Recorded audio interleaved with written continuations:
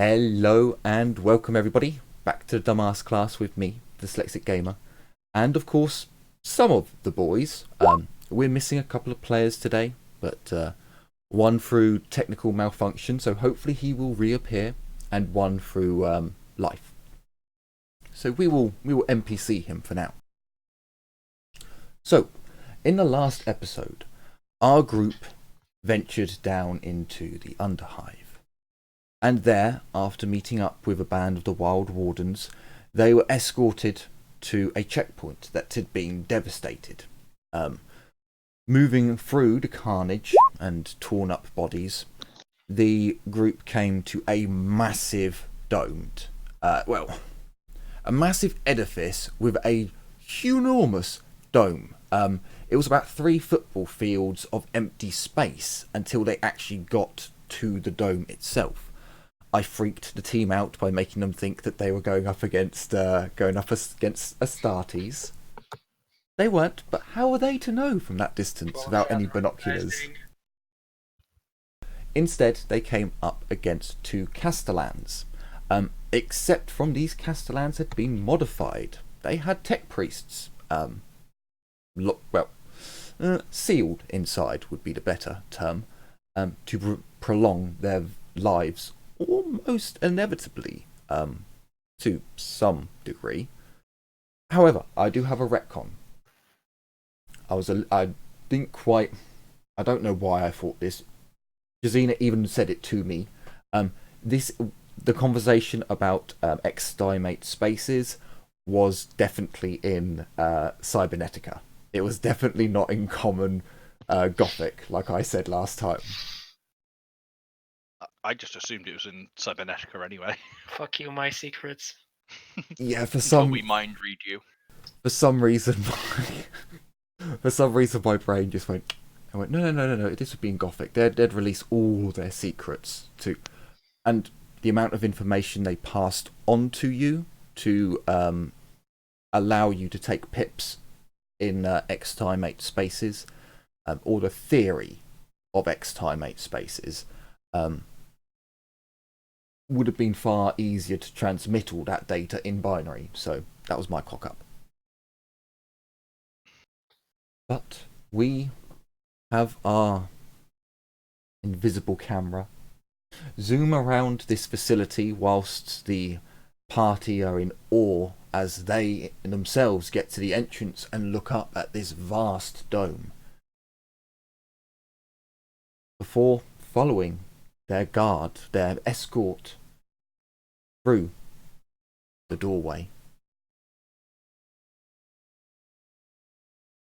So, as you and the party, walks through these immense, it's almost like a stadium walkway that leads up into this massive area. The porcupine girl walks in nonchalantly. Her rifle is over her shoulder. She's taken out another one of her weird smokes and is currently lighting it up as she gets through into the opening inside the dome. She throws her match away and looks around and just starts walking off, almost ignoring you lot. As you walk in, this humongous domed edifice is just covered in sigils, no, it's sigils. Is it sigils? No. Runes? Yes, that's the one. Why did that? Sorry, my brain is a little bit on edge today, so I may be forgetting some things. Yes, runes. Different types of runes and sigils and markings, and it must have taken artisans hundreds, maybe multiple hundreds, maybe not 1,000, maybe 1,000 years to inscribe these. And these, as you look down, like behind you, you can see how big they are. They're like as if someone has drawn them. These are meant for paper. These are not big, bulky things. that, there's a few 100,000 up there. There is trillions and trillions of this runic script sigils that go all the way up the dome in lines, all the way up in a metal that is both shiny and yet translucent.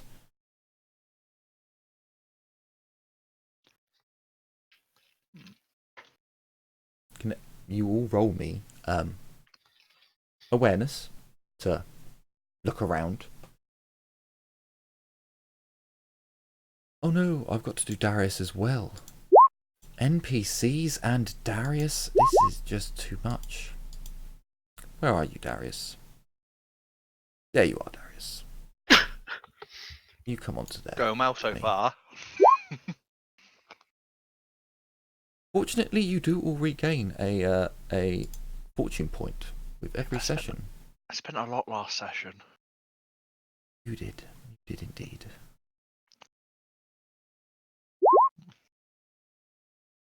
And Ezio has a look around. Roll 20. This is not the time to slow down. Bad roll 20. Bad roll 20. Awareness. Good roll 20. It's doing its best. It's not. It could do better. I've spent money on it. It deserves. It should do better.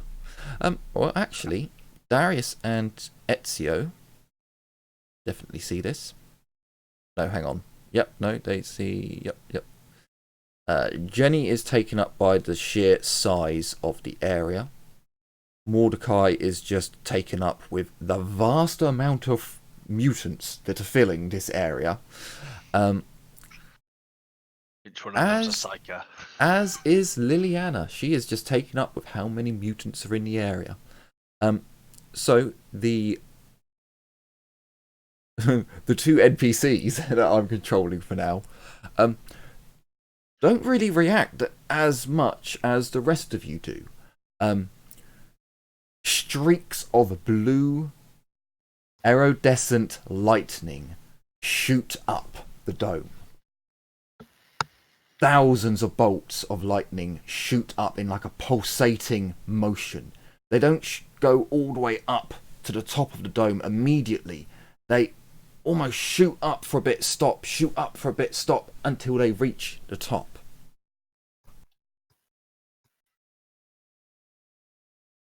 And I will bring you over onto the map.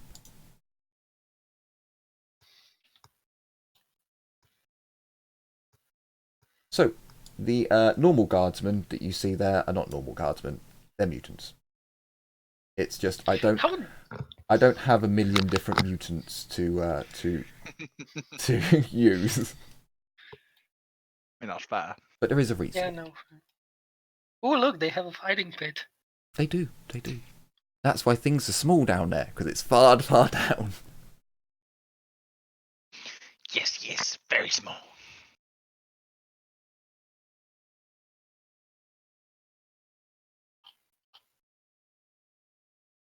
So, after this electrical discharge or this weird energy shoots up the walls, Darius just looks around like not quite sure of what he's seeing, and as he looks and sees all the twists, the mutants and the freaks, he just murmurs to himself.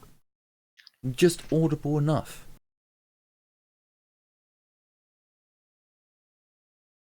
I forgot the word. Fucking twists. No, it's from the primer. Do not something the mutant to live. Suffer Do not not. suffer. Do not suffer the mutant to live.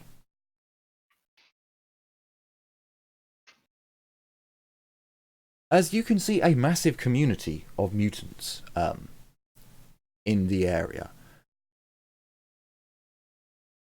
Only I can't remember whose was who. I think so. Darius, they both actually got near enough the same degrees of success. So we'll say Ezio is the one who just points out over the fighting pit. Is that guard armor?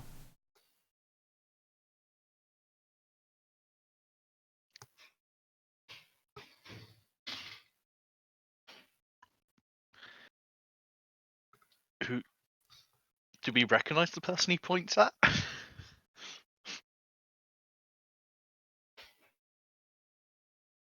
No. You've never seen anyone in guard armour down here before, except from one person. And you don't see that person because the three are blocking him. You would notice that this area seems to have, as the light pulsed up the walls, it illuminated the area. As that illumination stops, you'd see that all round the dome, the words hold on, or the script holds on to that energy for a short time before slowly de-illuminating. In the actual town itself, they have a couple of lights set up, a couple of really shoddy lumen lamps they've managed to salvage, but it is quite dim and dark down here otherwise.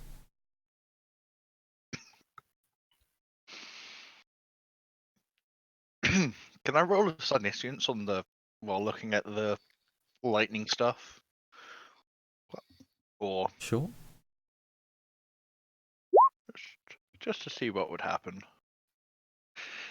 'Cause it looks warpy or Okay. something. So, since you've come into the area of effect of this dome, you've felt more in touch with the warp, and thus, out of game, you've gained an extra psi rating.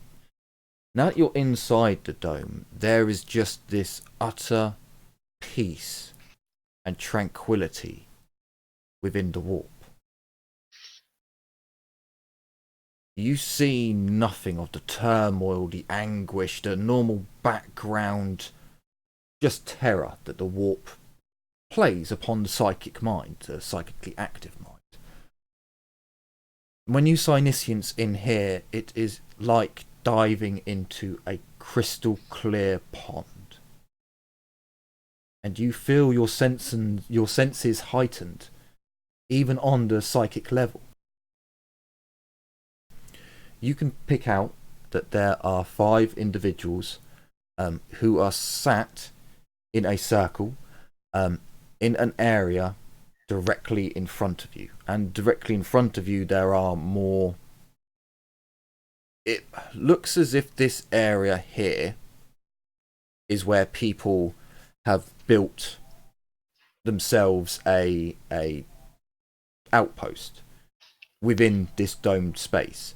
But behind or what you guys can see, the guard officers down here and up these stairs actually leads into another smaller dome where these psychically gifted individuals are. With the degrees of success that you've got, plus the bonus that you are getting from the tranquility of this place, you can tell that these are very low level psychers innately. Maybe psi rating 2 at a max, 1 for at least a couple of them, but they are being boosted by this area. Okay. The area itself just seems to be so unnaturally tranquil. You have never... Normally when you go into you use your Psyniscience or your warp sight, or you've been trained to basically block out the residual misery, because most of the time the warp has this miserable aura about it. Here there's none of that. You actually can relax your mind, and I'm not saying drop all your defences, but you genuinely feel like you could lower your guard here for the first time in a long, long time.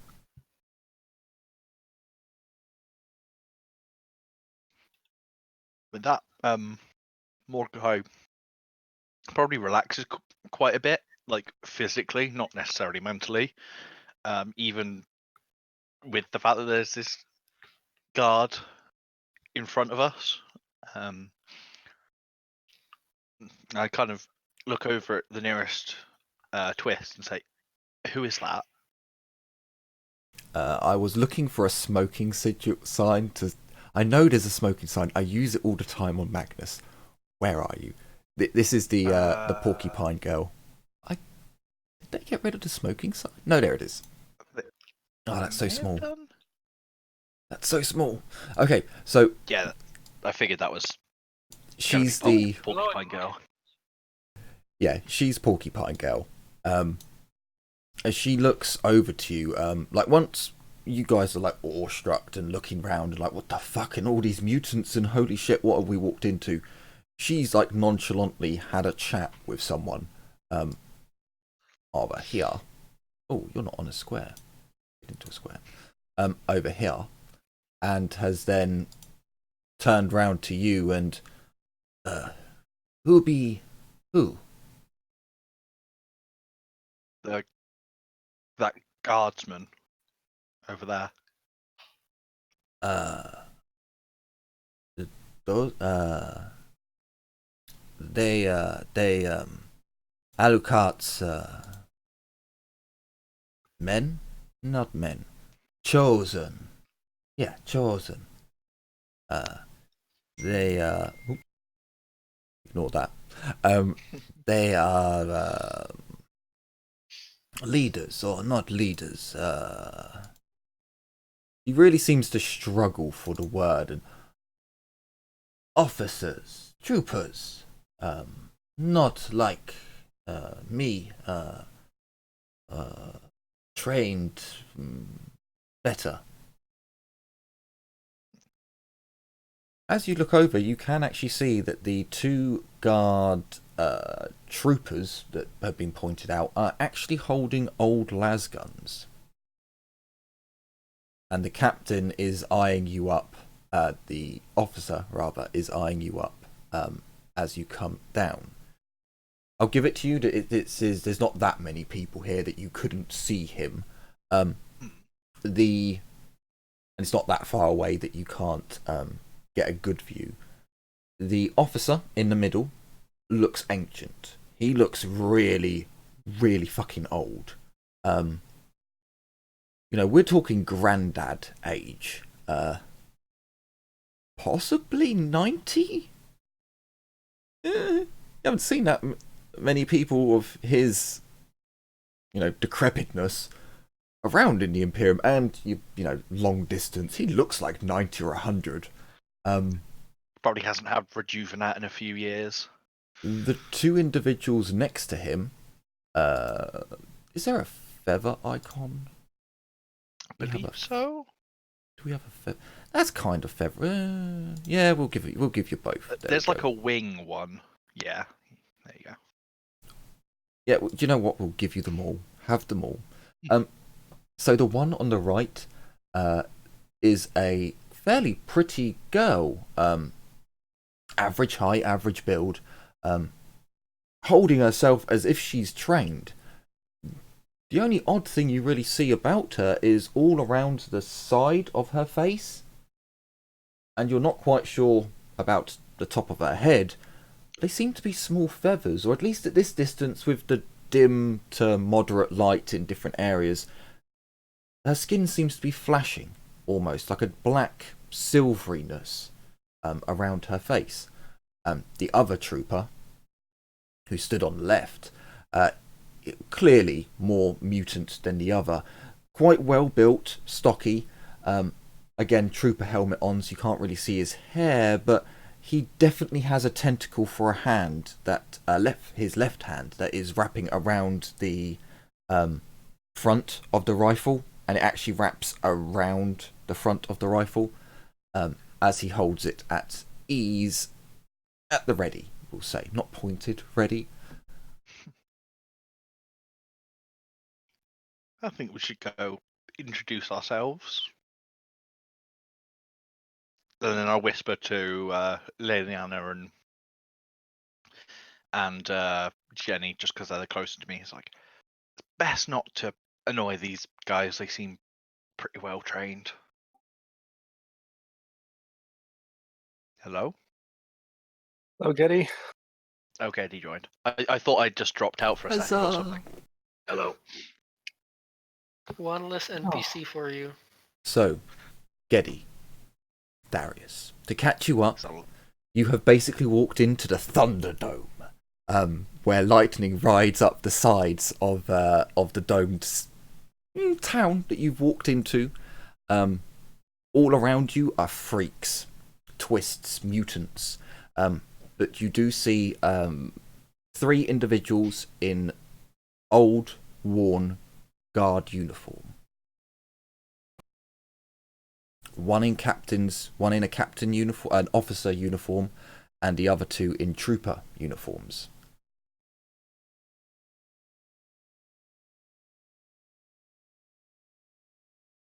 Okay. Do I or can I recognize the regiment? You're probably a little bit far away at the moment to recognise the regiment, seen as they are very dirty uniforms, but you would probably be able to see the heraldry, which would be Okay. of this world. Okay. This is indeed a Santa Fean regiment. Or former.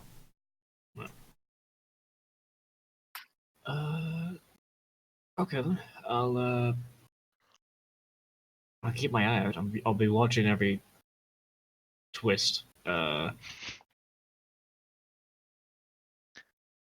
not hostile, or are they hostile? They are not hostile. Okay. No, they're not hostile.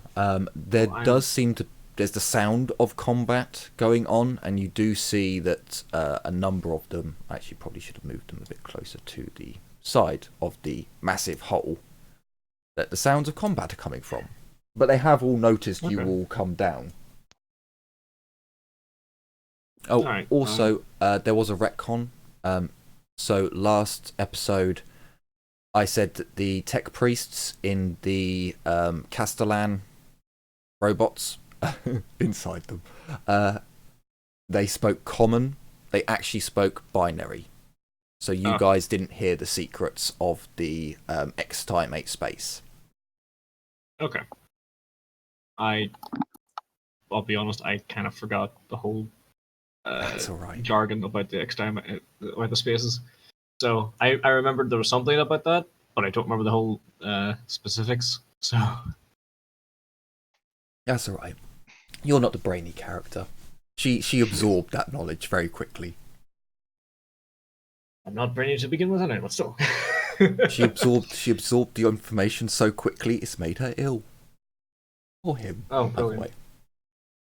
All right. Well, I'm just following the group. Keep it watching all the twists and having my shotgun's in my shoulder. I'm not pointing at anything, but it's at rest. Ezio whispers to you, I'm gonna stay here. Take Beethoven. He'll transmit to me. Right. I'd call it Owen the Fourth. So Owen the Fourth. No, yeah, that's right. I'll look after me. Servo Skull.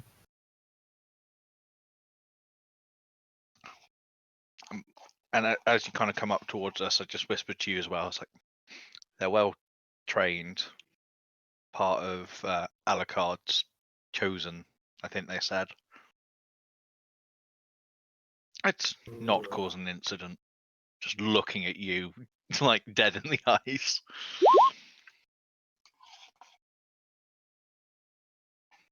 The porcupine girl shouts something. You're not quite sure what it is, but something down the hole. She fist bumps the dude over here, and then Come on then, let's go say hi to our friends. Pretty sure that guy tried to hentai Liliana, so I'm watching him.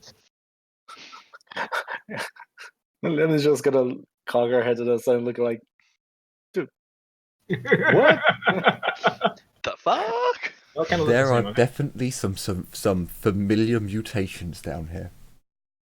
Yeah, yeah. See, they all kind of look the same, so you can't blame me. My guy's just gonna start walking towards them. However, as you did bring it up, you would notice that most of the mutations in this place, whilst they are all mutant, you can tell, they're not as obvious as like the porcupine girl, or as the bloated dude, the frog bloated dude from up by the mushroom farm.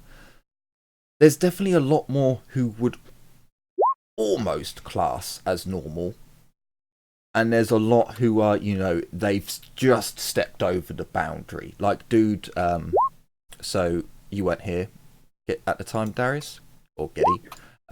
This dude here has a tentacle for a hand. That seems to be his only mutation at the moment. Technically, you could chop off his hand and put an artificial hand on there. Job might be sorted. So Might be. They're not all hideous mutants, but there are definitely some about. But you would expect to have seen more hideous mutants. And yes, that is a fighting pit that is going on, where they are kicking the shit out of some. Well, I was going to say twists, but they're all twists. So yeah. Twist, killing twist. It's a vicious circle. What a twist that is! It's a twisty twist. What a twist! It was the twist. The twist was the friends we've made along the way. I'm not friends with any twist. What are you talking about? You see that one. You're actually friends with two. You see that one pull out two flintlocks and fire one of them at the individual over here. And this one charges this one. And combat ensues. Looks like they're trying to kill each other. It's a good fight. There's a lot of shouting going on. Darius is hoping for mutually assured destruction. Possible. God damn it, Darius. You do see that as you get close to any of the twists, they do start eyeing you up. Simply, your gear is nicer than any of their gear. It's a case of they've like, wow, holy shit! I didn't think you could get metal that clean. And holy, do those clothes actually not have any repairs in them? And shit like that. And we're of course carapace armor. So they're just like, holy, what the? They're like, he's like the protector outside. What the? For most of them, they've never seen this shit. His Armani's armor. Yeah. Oh dear.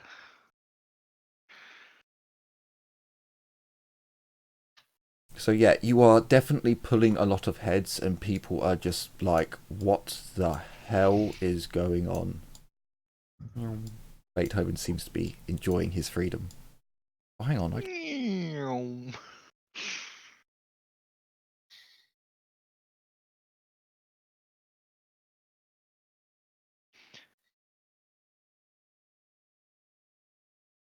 He enjoys it.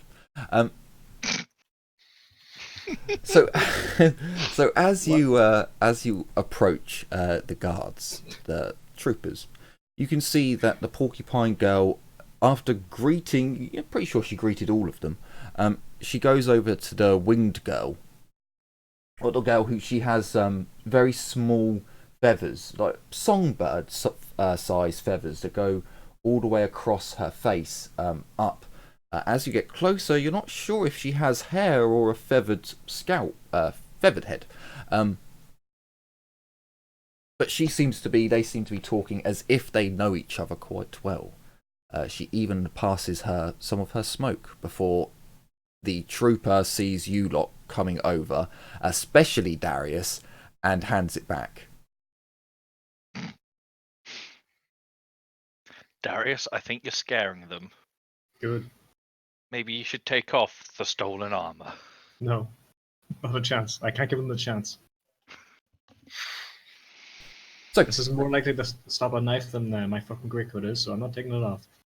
As you approach and kind of, so who are we talking to? Like, the officer seems to have made up his mind and has ordered his two men into position. You would hear, because they're not using. Oh, actually, no, they would use guard tongue, but then you'd still hear the names. So you'd hear Amy for the feathered girl, and Johnny for the tentacled hand man. God, that's going to be a difficult one to say. The tentacled hand man. It's called Johnny. They take up a position. You're guessing they said in battle tongue, move forwards and something. They have their weapons at the ready, locked onto their shoulders, but they're not aiming at anyone. They've got their barrels pointed lower down, but there is to the shoulder, finger, resting near the trigger. Mm-hmm. Hi Who guys. Please Who don't are shoot you? us. Name yourselves. The old man just about manages to call out, and everyone, all the mutants, stop cheering and turn round, seem to have noticed something that's maybe more interesting or might be important. I'm Mordric Kai. These are my friends. We came out down here because we detected a disturbance, and we thought we could assist the Wild Wardens with clearing it up.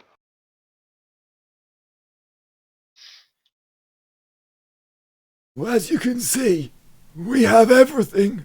The old man grabs at his heart as one of the soldiers steps back, and Alucard makes himself known. Might I medicate perception the old man? You Well, can. say, He does gather himself up as Alucard calls out his name. Hmm. we do have a medicus with us if you are in need, sir. Officer Edwards, stand down. Can't have you keeling over right now, can I?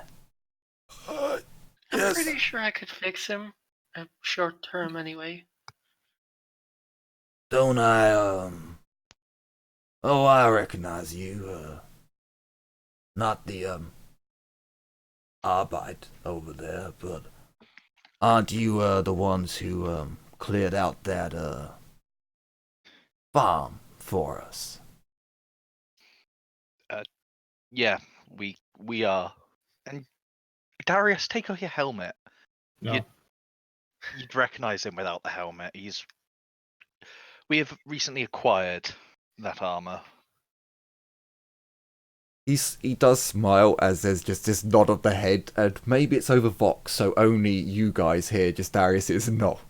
But there's a shake of the head, and Alucard does have a smile on his face at that. Alucard looks like a completely normal human. Very, very bloody pale. Actually paler than most of the individuals in here.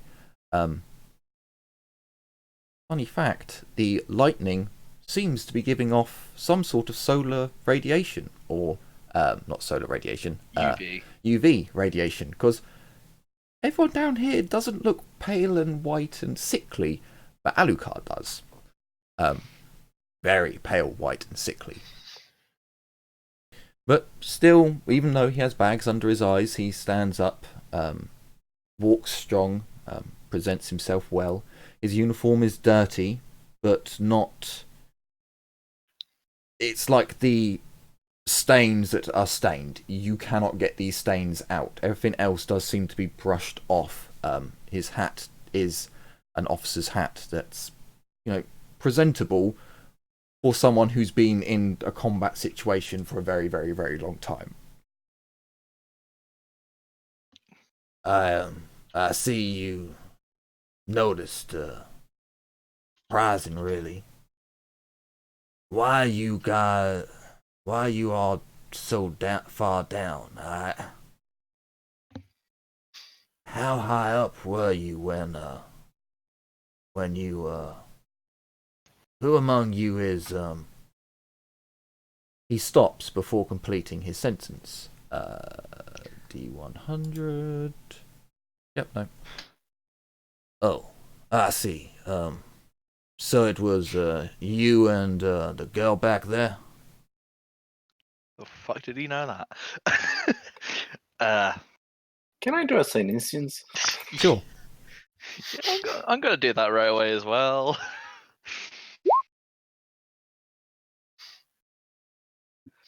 So, After Liliana, did you hear the description about this place when Mordecai did Psyniscience? yes, the fact that there are 5 tigers, that they're kind No, of that like it's like a level 1, level pond. 2. No, it's like a pond. Oh, sorry. You know, clear. Then There's no background warp fuckery. There's no noise. There's no misery. There's no sorrow in this place. It is just like a cool, Gotcha. quiet pond, and you are just floating in the middle. And as you Psyniscience, obviously ducking your head down, it's just peaceful. You can both tell, because there are bonuses that I'm not telling you that are going on to your Psyniscience, that this area has definitely had a psychic Event.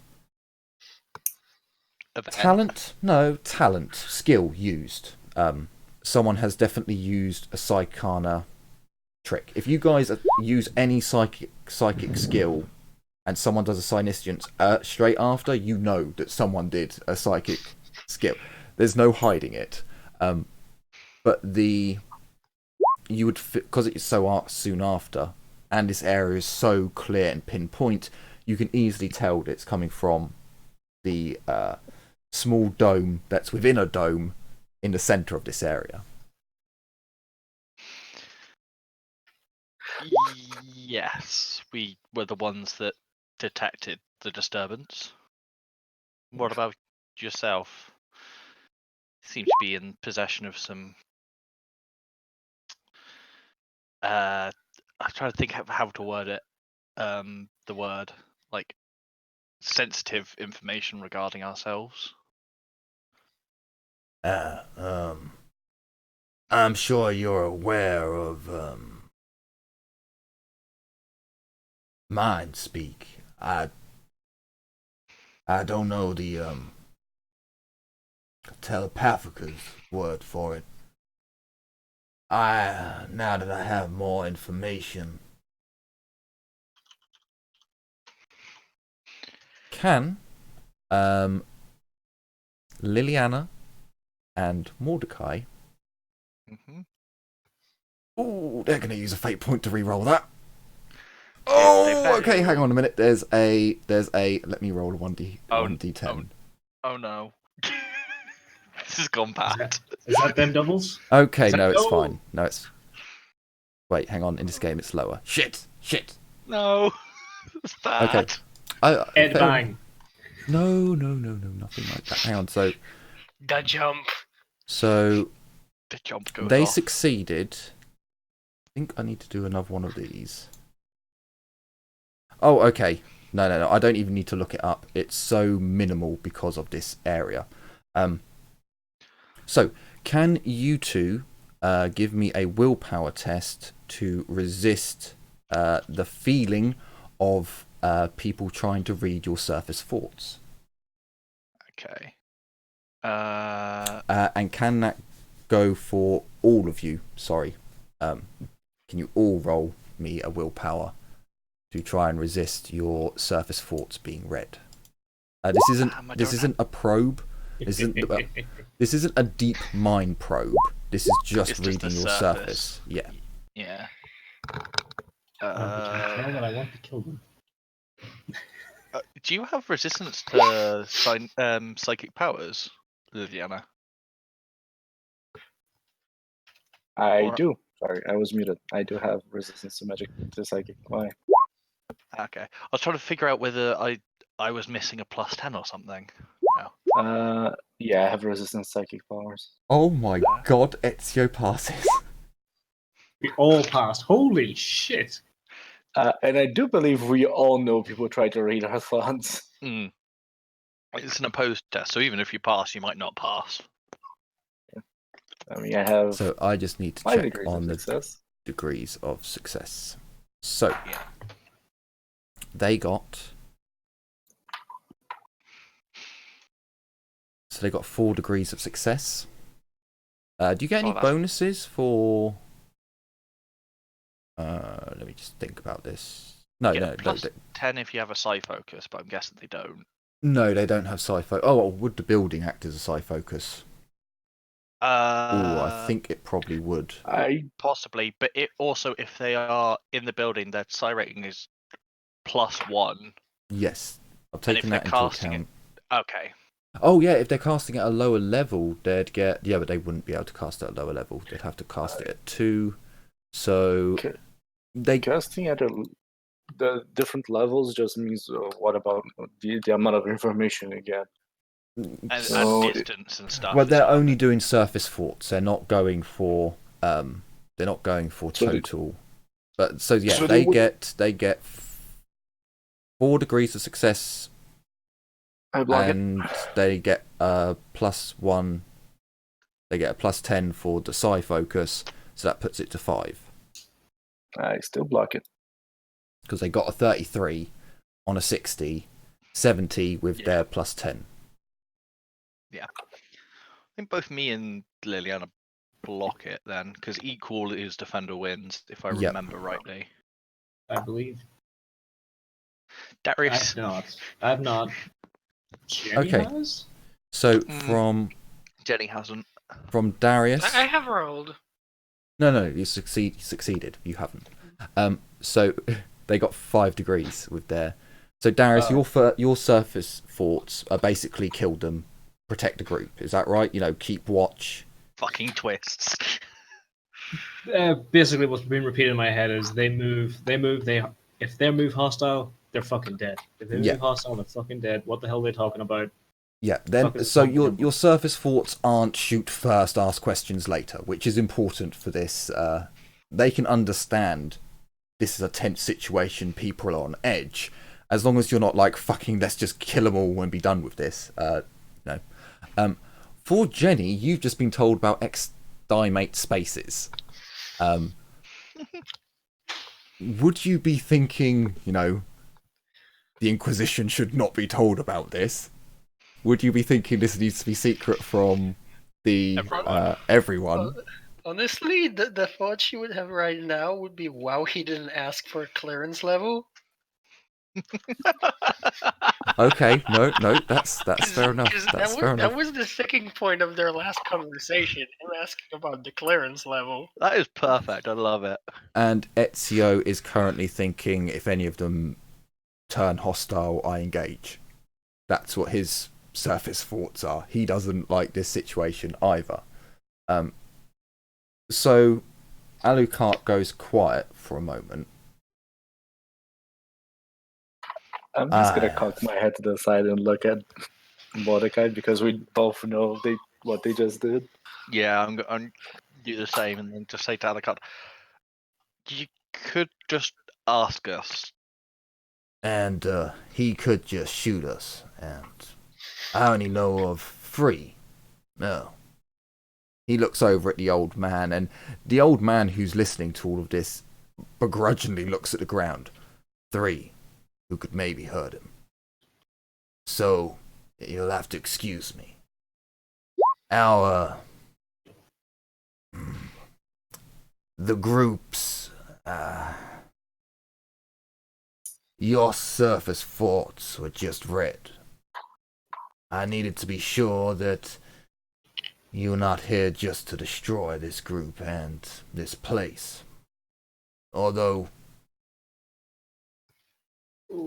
it would have been interesting hearing what they had to say to you, Missy. But,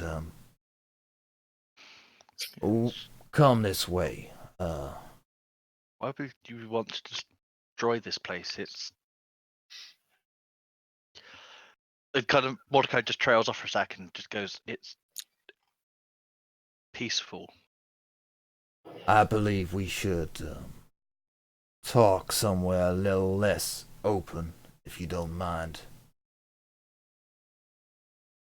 Troops, take a walk for a while. I'm done. Darius, put your gun down. Nope. That bastard just fucking admitted to reading my thoughts. I'm not fucking putting this down now. Do-do-do-do-do-do. Lillian is just, pat on the shoulder. There, boy. It's okay. And then Guys, she'll. invited all of us in, not just Mordecai. Yeah, no, you can all get in. I made this map Oh, sorry. when... Yeah. You stand on the furniture, please. I made this map a long time ago, and unfortunately, I didn't take into consideration everyone's 4x4.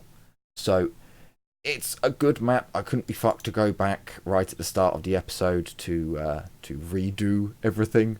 So, for now, you just have a rather small area okay. to fill. People can sit on the tables. It's fine.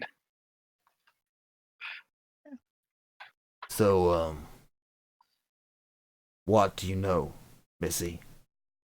He is speaking to you, Jenny. What do I know? Well, I know great many things. You have to be more specific than that. I love how Ezio just stood out there on his own now. He's actually in communication because Yeah. Beethoven's here. And we all have. What do you Profiteers know about this place? And I don't need a overload. Just did they tell you? They did.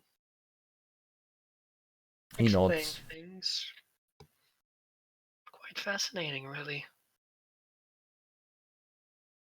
Not really something that should ever leave this world, mind you. I'm glad you came to the same conclusion.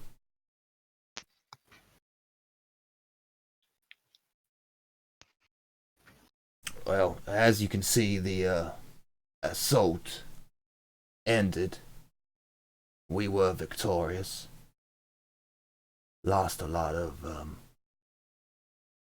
my militia is gone.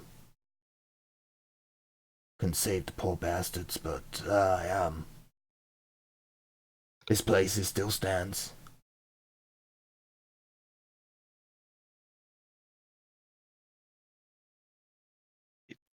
You have done well. That thing was not natural. He takes out. He is sat down. There's let's say there's a hell. Where's do you know what? Fuck it. A small child comes round. His legs are like tentacles, but he has hands. He comes scrooching around and brings a drink for Alucard. He offers, I'll drinks. Drinks for the people, says. Oh my god, it's a sort of recruit. Golem. What's this Gollum says? I don't know. Oh god. Squidly, just bring my bottle of Amasec. They won't drink this. Squid. I'd like Righto. to try it if you don't mind. Sure. Well, yeah. He pours out into a dirty glass a liquid that is not clear. It has bits floating in it. Before squiddling off to go and get a bottle of Amasec, apparently. I look at it and then take a testing sip and then a gulp. A testing sip, it burns. A gulp, give me a toughness test with a +20. Oh dear, that's not going to end well for me. You'll go blind drinking that shit. God damn. You blink and you open your eyes and... Why is it all black? You blink a couple of times and... Why is it all black? What? A couple of moments go by where you're like, do I tell them? Do I tell them I actually just went blind? Before you blink several more times and your vision slowly starts to come back to you. That's an acquired taste. Yeah, it's like everything down here. Hey, bum me one of those. Liliana will whisper to Mordecai. Get closer to whisper. Are you okay there, buddy? You went cross-eyed for a bit. Fine. Yo, bum me one of those low sticks, will ya? Sure. And in the packet, there are 13 inside. You can take one. Oh, I don't know what he's gonna do. He takes one, puts it on the table, lights it with a army issue lighter. Well, as you can see, we handled the disturbance. So, anything else I can help you with?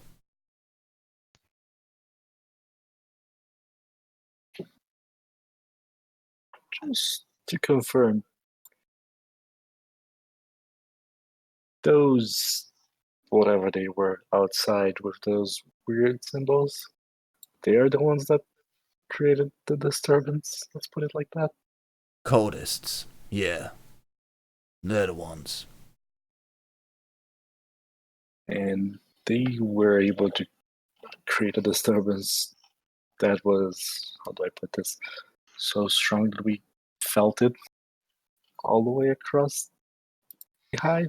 Quite far up the hive. I don't know. I was given the most brief understanding of psychic troops, I suppose. It's left to commissars to deal. I don't know.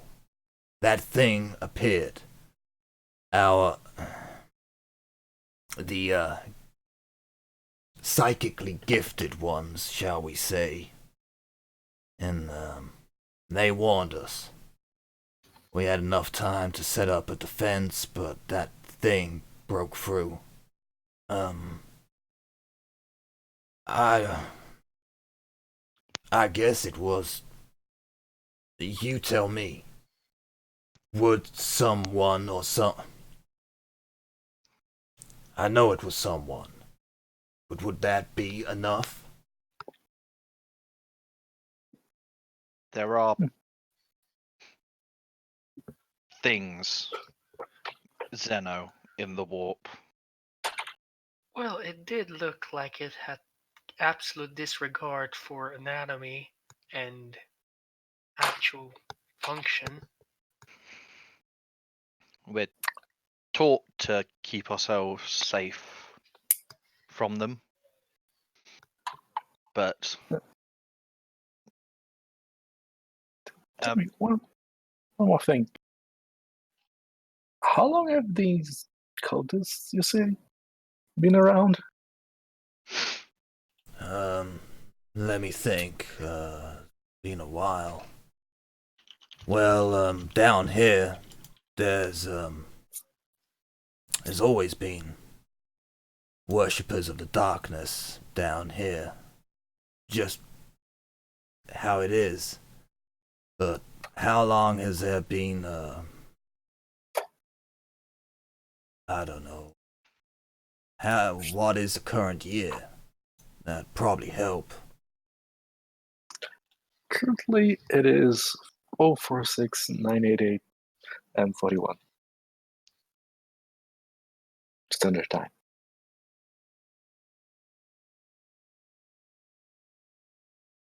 He looks a little bit taken aback by that date, to be honest with you.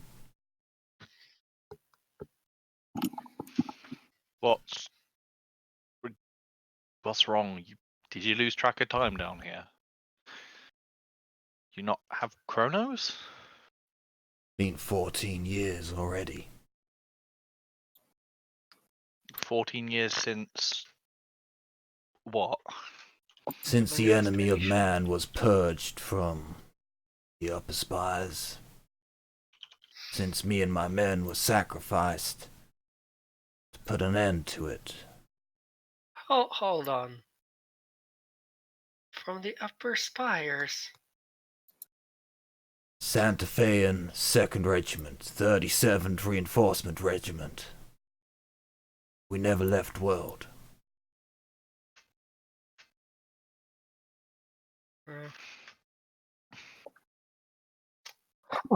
For That's not what they believe.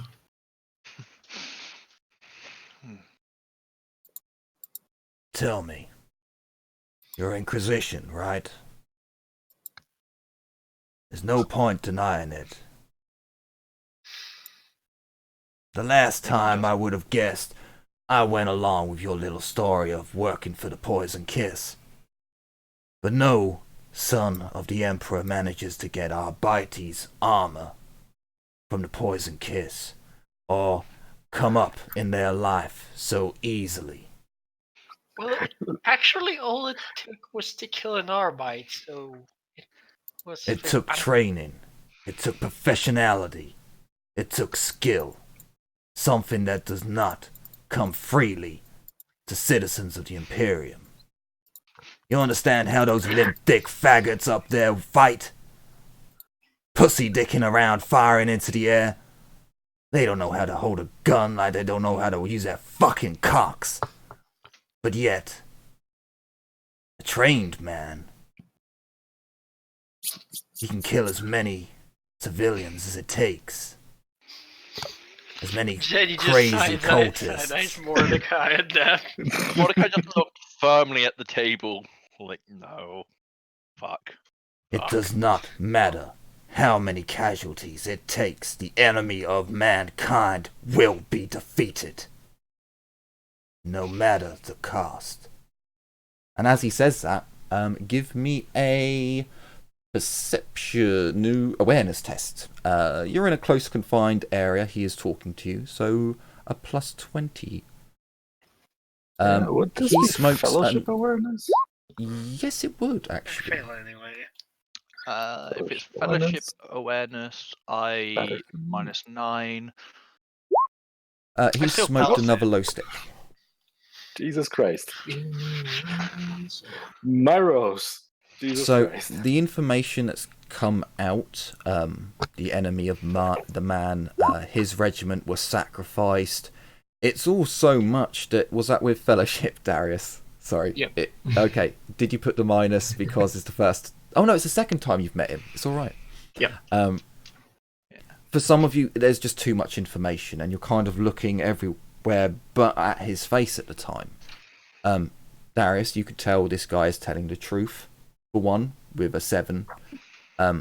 As he talks about sacrifice and any cost, his eye is twitching like a motherfucker. Like he cannot control the muscles spasming in his left eye.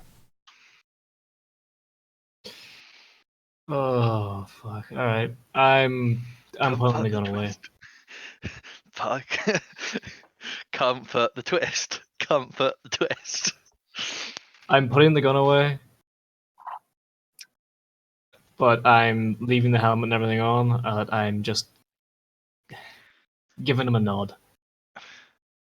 In our defense, we were working for the Poison Kiss at the time. But technically, Liliana's gonna look at Molly, and technically we are, how do I say, trained.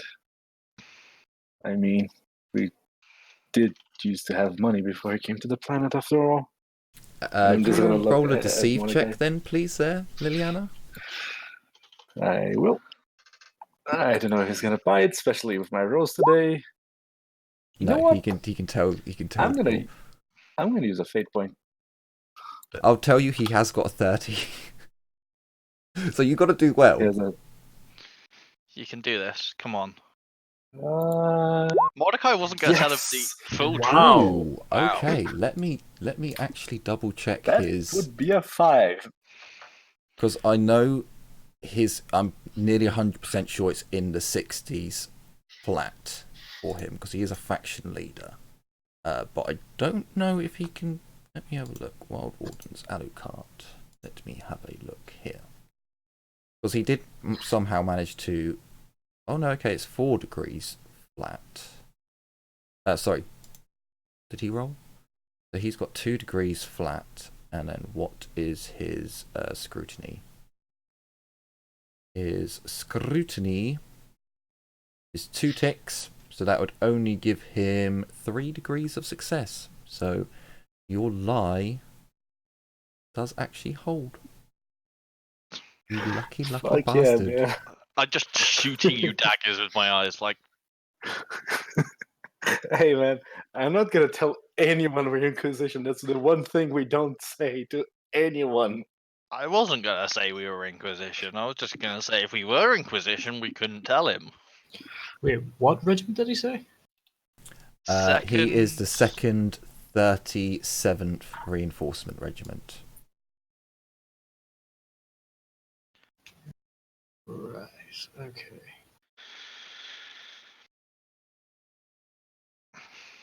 God damn you, deceive Liliana. Hey man, it's what I'm supposed to do, even though I'm not all that great at it. I mean, again, so it is only a 2 degree. So he's buying it that, okay, you came from wealth and money. But he's still like, Because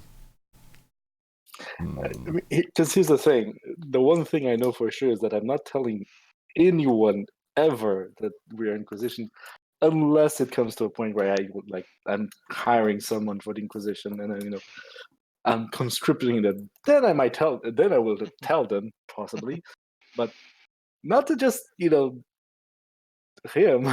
not to just anybody. It has to be someone special for that to happen. You don't survive the black ships with only the minimum of training. That is indeed right.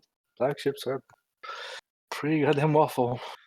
As I'm sure your friends can attest.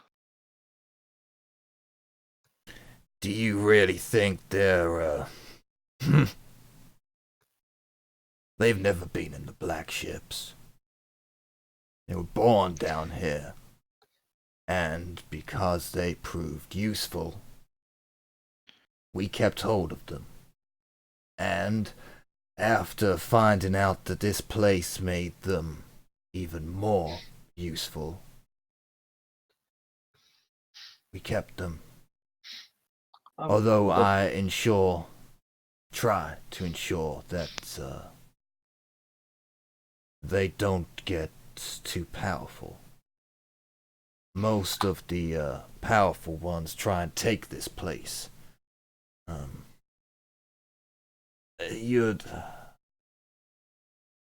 It's not like we have medicine down here. But one of them in there can reattach a man's arm as long as he's got it with him. Or can stave off infection. That kind of power down here is... it's a game changer, and seeing as they haven't got any more grotesque than they are, then It sounds like we should pay this person a visit. And me and my friend, we could lend some small amount of training to your useful compatriots to help reduce the chances of them becoming less so, if you wanted. that's awfully generous of you to openly help those who should be incarcerated and judged by those black ships you were just talking about. You realize it's an offense. Most egregious. Are you planning to live down here as well? I'm going to whisper to Mordecai. If he gets caught, or harboring psychers, you get lashed until your eyes are plucked from your head and left to bleed out. So yeah, Mordecai's probably fairly aware what happens. Yeah, Lydia's just side-eyed looking at you like, I don't think we should do this. And she's It's gonna not. wait for the men to finish speaking before she says anything. It's not selfless. I can assure you. We've seen what can happen to those that fail in keeping control.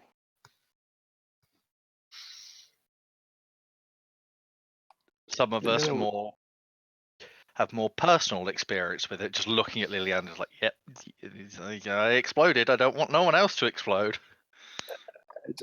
Just That was an interesting one to treat. But I don't think Liliana can help due to her backstory. But Liliana will say, "Oh, I for one don't take this the wrong way, but I for one don't intend to stay here. But no, one advice I can give you is that they're not sanctioned, so you should, if it isn't possible to for you to get them to a black ship, you should probably watch them closely more than any other thing you watch down here, because that massive thing outside, that could just as well be one of them." So, from what I've been told, that shouldn't happen in here. At least, we've never experienced anything. Although sometimes they have changed slightly. We've had no, head exploded, shall we say. And they are under constant watch. They're forbidden from leaving that dome over there. If they step out, they die. According to the bomb collars attached to most of their necks. Some of them it's hard to tell, but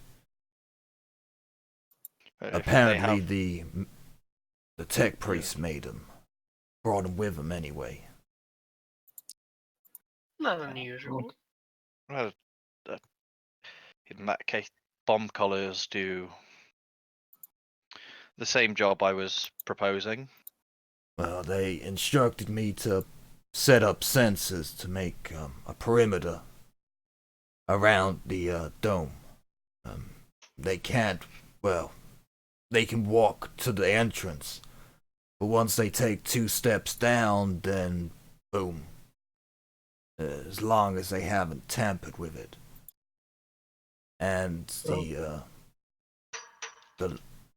most loyal in there we've only ever added one more to the group since we've been settled here, and the others told me where to find him. They said he was low enough to not be a problem. He is one of the stronger ones now, but he seems mentally stable, at least. We For could, down here. I'm sure we can give him a look over just to be sure, but with the bomb collars, as you say, they should be fine. I'm more worried about the one you say can reattach limbs and heal people. Again, that is a selfish want to want him gone. I've heard of it. The God Emperor, beloved by all, is said to have been able to heal the sick. Is it not? Yes, but it sounds like he has perverted that gift. I think you may have misunderstood. In a bladed contest, he can reattach the limb. Not a exploded, not a too much trauma, and he can't do anything. But clean cut, he can reattach it.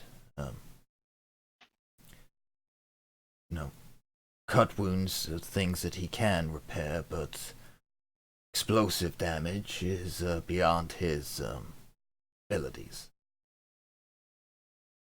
But fine, if you must see them, he goes quiet for a moment.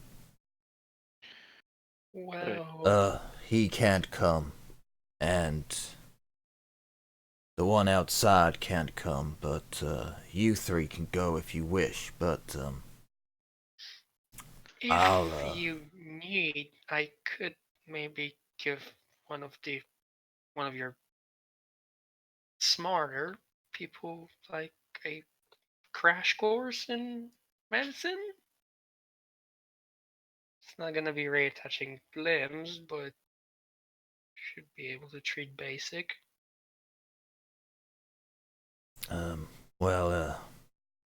I somehow doubt you're gonna be making the journey back up today, unless you've got, unless you build an outpost somewhere, but if you want to stay, then by all means, you can teach.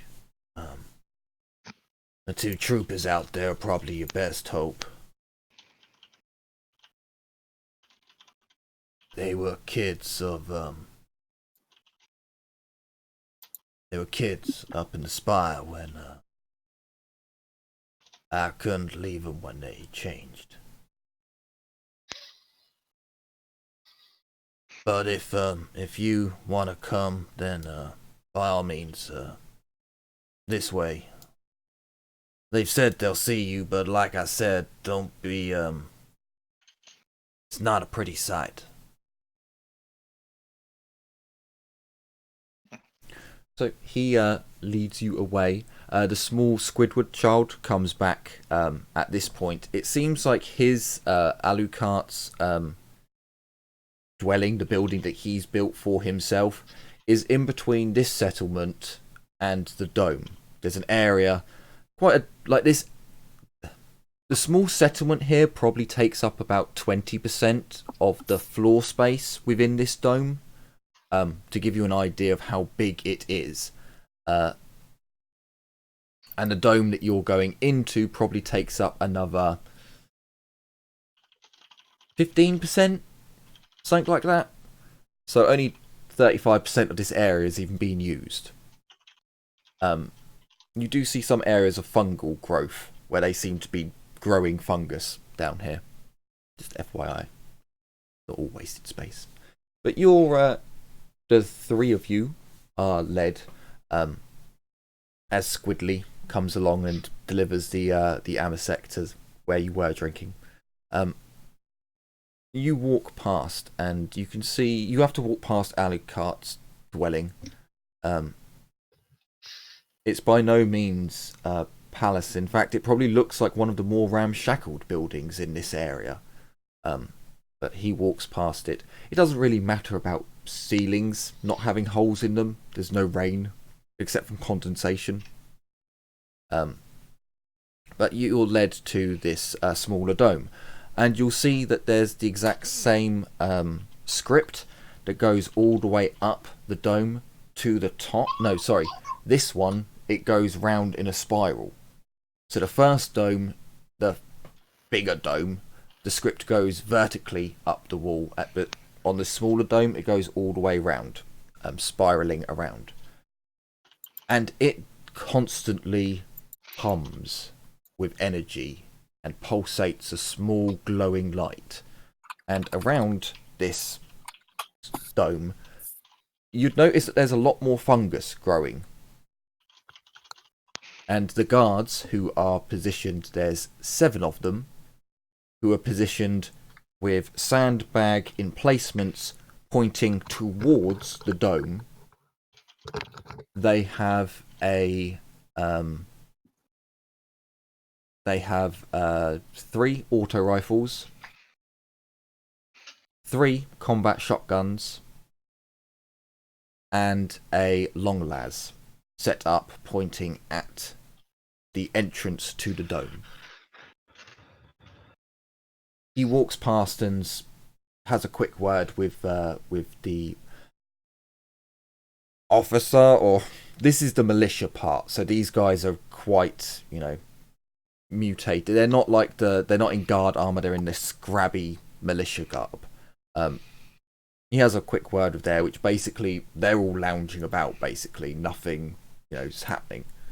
So he leads you on through. As you get to the entrance of the dome, it doesn't look like there should be an entrance here. It looks like it is smooth material. But he walks up to it, and the two psychers can feel a psychic hum as the door pushes forwards and then swerves around and opens. As it opens, there is just this plume of cold air that just emits from it, and it feels chilly. Like you're like, oh wow, holy shit. You step into this very large area, considering the place that you just were, only a fifth of the 5% smaller. There are 5 individuals who each seem to have their own corner of area to themselves. This all seems to be added on. This is not natural to the dome. The dome itself seems to have a sort of 35-foot flat area around before steps going down lead into the center of the dome. Kind of in a way that you could imagine a lot of people sitting all the way around the circle, the steps leading down, because they go all the way around the circle. Almost like an auditorium or an old school. You've seen this kind of thing before, but the setup is so odd. They would be so closely sat together, and there's no real floor space between the podium. It's almost like the person stood in the middle would be literally just surrounded by knees, and faces looking down upon them. But there's no one in this central area. There's a couple of individuals who are still motive, who are sat around on the topmost step, talking to each other, lounging. 3 of the 5 are almost perfectly fine. One of them is young. He looks completely fine. The other 2 have definitely got some strangeness about them. Like their eyes seem to be quite bulbous, and they are squinting a lot. And their skin, when the light comes round, and this area is lit by modern lumens. Very modern lumens, but ancient at the same time. The lighting in here is definitely not like the rest of the outside building. This looks more like lighting for a lab or an area of, to see everything well lit, modern. But yet it is an ancient dwelling. The 2 who are no longer motive, one female appears to have her legs fused together into what almost from a distance would look like a tail, except from there's not enough distance, and you can see that it's just her legs have been brought in together and the skin has been fused down the middle. Her arms have taken on like bone spikes are coming out from the sides of her left arm, and her right arm, her fingers have fused together into what is very, turning into a claw-like shape. Still, you can see that it's not calcified yet. It's still, you can tell that there are fingers there, but they are all joined together, and she can only move them in a pinchy kind of motion.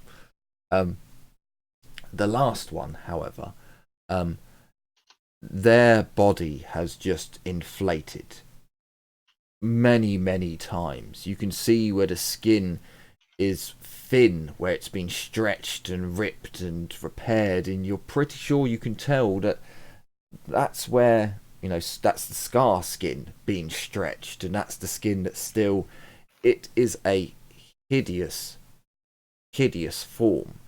But as you step into the dome, you would all hear a mind voice. Many mind voices, in fact. You cannot overcome this. They will constantly keep pecking at you until they break through your defenses so you can hear their voices. The air gets cold in here. It will get even colder if you try and resist. I will give the Psychers especially, you may have experienced mind speaking before. It's not a forceful, they're not forcefully punching through the wall of your defenses. They are constantly tapping on your shoulder. And if you don't answer them, there's 5 tappings on your shoulder, just all going on, different people trying to get you to answer the call. Monaco would probably resist at first because he's still a little bit shaken up from his nightmare and everything. But then, kind of when he realizes what's happening, he probably lowers his defenses after a couple of taps, just enough that they can talk, no more. If you let them in, you can at least be the first one to tell them they're just mind speaking. You hear from 5 different voices. Hello. We sensed you before, but we were curious. Your mind is so orderly. Both of you. Welcome. Excuse our forms. Some of our forms. We do not like to speak in here. The noise affects the stillness.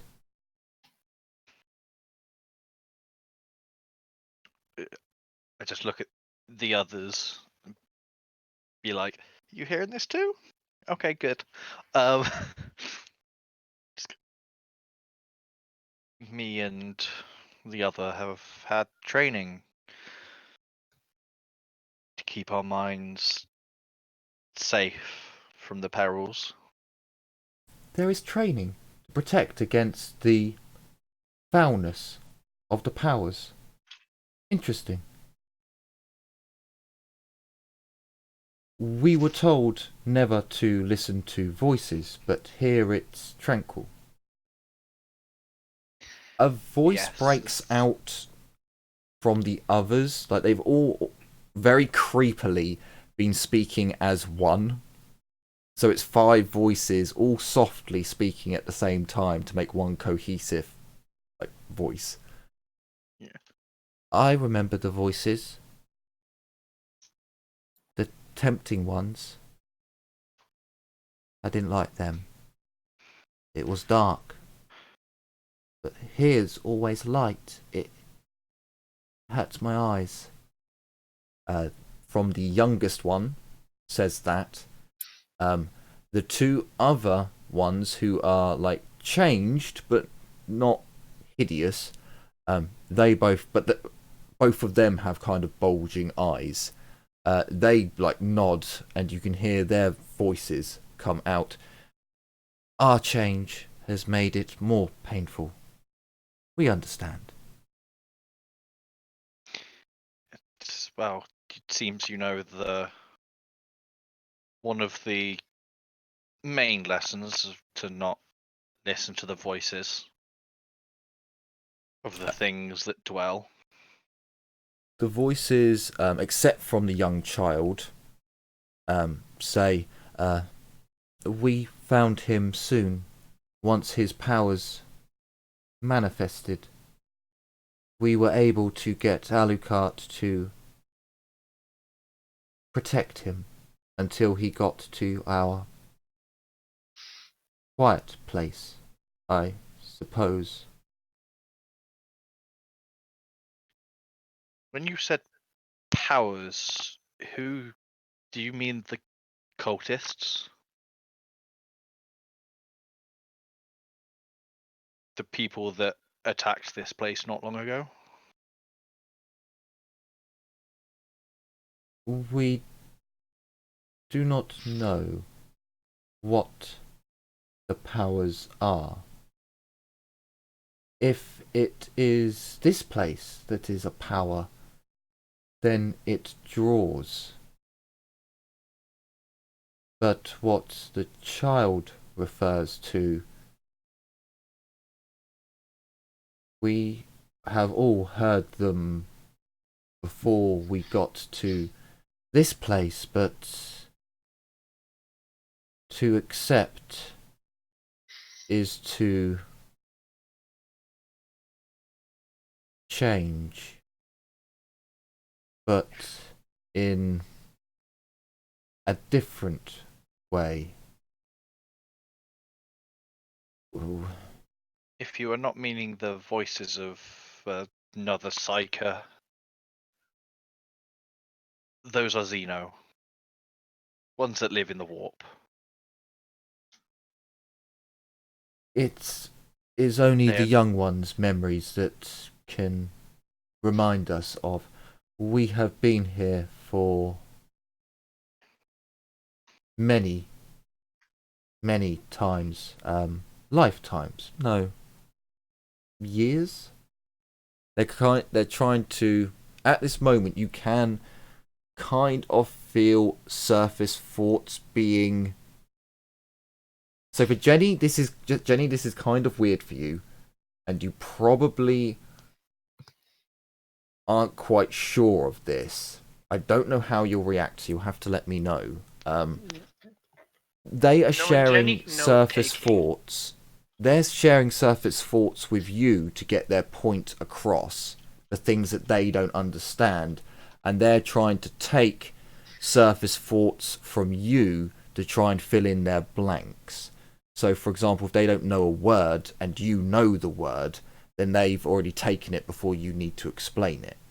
But it's only very, like, the tiny. It's once now that you're in this room and especially once you're communicating back and you're letting down some of your defenses to let the communication, like your speech through, there's a little bit of a drip over of other thoughts getting in there, and they're not taking secrets. This is all surface mundane stuff. They would definitely pick up on the thing that Jenny doesn't know about the Dark Ones, because No one knows about the Dark Ones.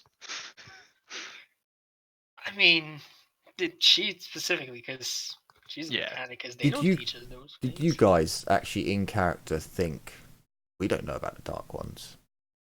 I mean, I know Jenny doesn't because I don't think that's Chaos Gods exist. That's something they tell mechanics adepts. Yeah, that's kind of what I was going with along the power, like asking about the powers questions, and then went into those are just Xeno. 'Cause Also, yeah, we don't out of get taught character, that, like- you calling them Xenos just hurts my lore, my little lore brain. Like, they're not Xenos, they're demons. yeah, but like I they Yeah, don't. but they don't know that, and currently Yeah. they're not. They're taking you on their word No. because they're in a collective mind, so they just want information to know, and they know of the Xenos from Alucard's preaching. Obviously, he has to detract anything about mutants from what he was taught by preachers. But fine. the great enemy of man, the evil mutants, he has to change it. The righteous mutants are fine, eye twitching, but the evil ones are not. So this is a man who spent, a decent amount of time believing in the God Emperor and hearing sermons and preachers, having a battle preacher on the front line with him.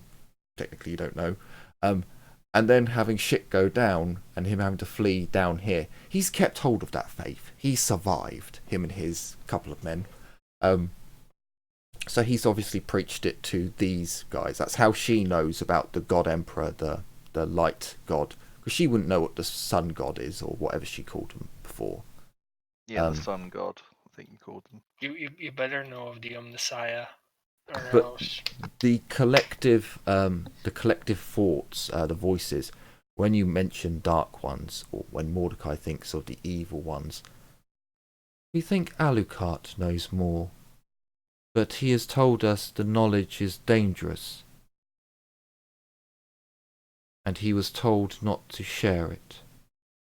We accept this because he has protected us for so long.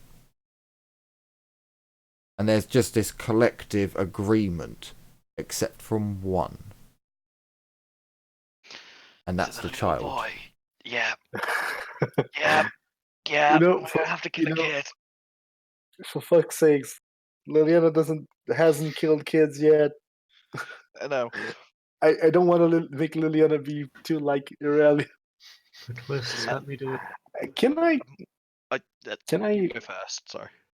Can I roll say innocence and basically study this child? I was gonna say the same, and then also ask if he could do something. The child could do something for me. Sure, you can do that. Tiny science. Do. Nope. My rose. Yep. My rose. So, Liana, Atrocious. you succeed whilst being in this dome. Oh, plus 20 If at least. a little bit, in this central place, and by the way, I didn't mention it. The door has closed. You are now sealed in here with talking psychically. The cold is rising. Then you're doing Psyniscience. This area is just Nice and chilly. for a psychic mind. This is like the perfect conditions. Your mind has been amplified and sharpened in here to where it is just undescribed. You would find trouble getting any poet in the Imperium to explain this feeling to any other person. You and Mordecai both do this at the same time, and there's almost this It's nice. I like it. you get such a deep sense of everything going on around you, and in this room you can almost feel the energies moving to your mind's command, and yet all you're doing is observing what's round here in your mind's eye. As you look at the child, you get a grasp of pretty much everyone in here. Mordecai gets a very he gets a bit more information, a lot more. So we'll go with the ones that seem to be causing the most disruption to this area. And you're not entirely sure why, in fact. You two, no disruption at all. You are in complete harmony with this area. It's quite odd. The two that cannot walk anymore, the abomination is definitely the biggest disruption. Although his psychic gifts are working, his very being, his inflated body, is disrupting the psychic area, the psychic crispness.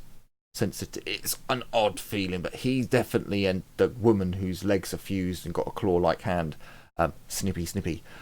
She too is also giving the biggest disruption to this area. We'll move on to the child, ignoring the other two.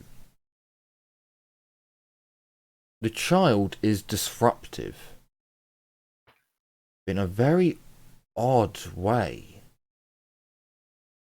You're not entirely sure how long he's been in here, but it almost seems as if his brain is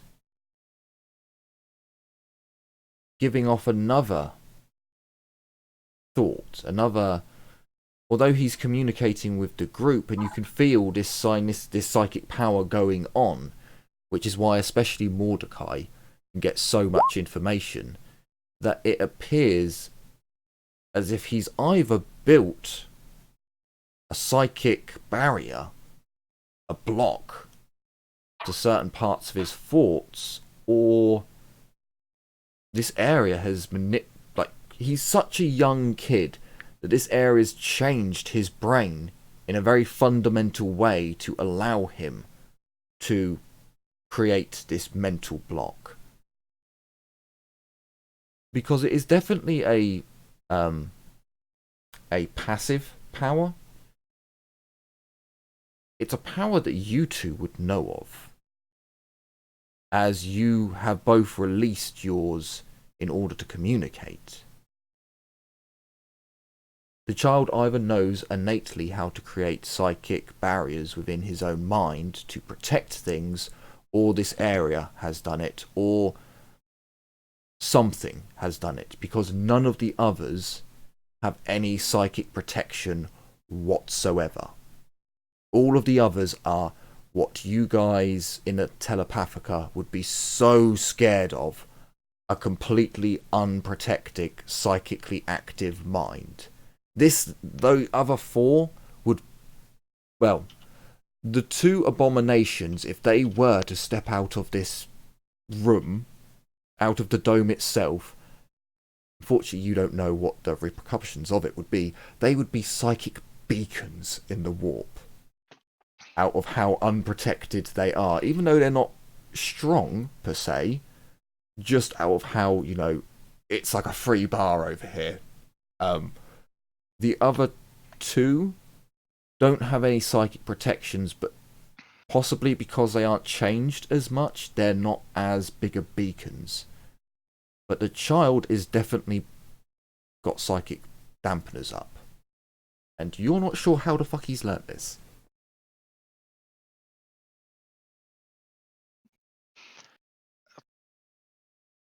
I give Why are you ready. Why are you concerned? Is something wrong?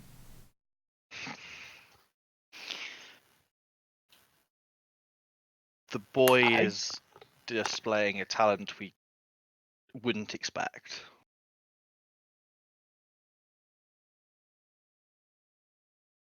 What do you mean? Four of them look at the child, and the child just looks back and kind of shrugs. What powers? Shrug. You know how you've struggled to read our thoughts not so long ago, and we had to allow permission and drop our Yes, defenses? that was odd. That is training. And he can do it. Who taught you how to do that? They're just addressing the boy a bit more directly now.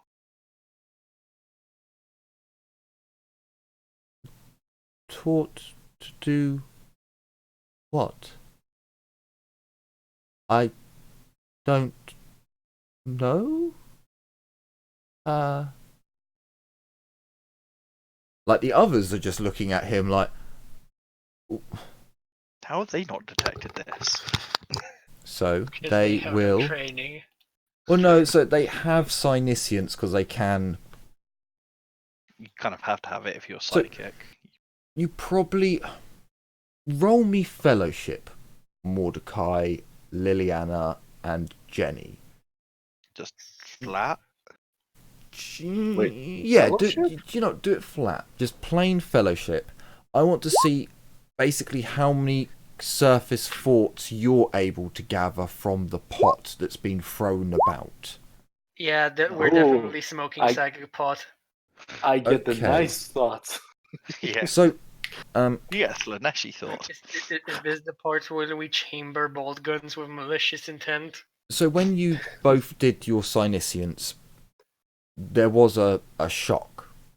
You got enough degrees of success to where you would recognise, they were offended that you would Psyniscience them, but you're new here.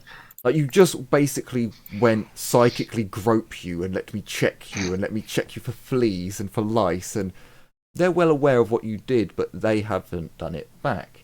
You know they can Psyniscience because they can Psyniscience out the room. But now that they've, looked at the child, you hear this collective voice, minus the child, may we? Okay. Fuck. And It's they not gonna then go well. each Psyniscience, the coldness grows, as maybe some of them fuck up and have to roll again. I'm not doing it for all of them. But finally they all get through, and you are blocking your thoughts. How are you doing this? I don't know.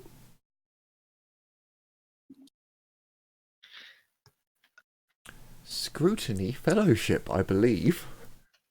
Can I, from this, can I also get the fact that from the way you explained, I didn't quite get if it was kind of like he was blocking, as in, hiding things, or he was blocking basically to protect himself. So I'll scrutiny fellowship. Yeah, it's definitely a psychic. I probably didn't describe it very well.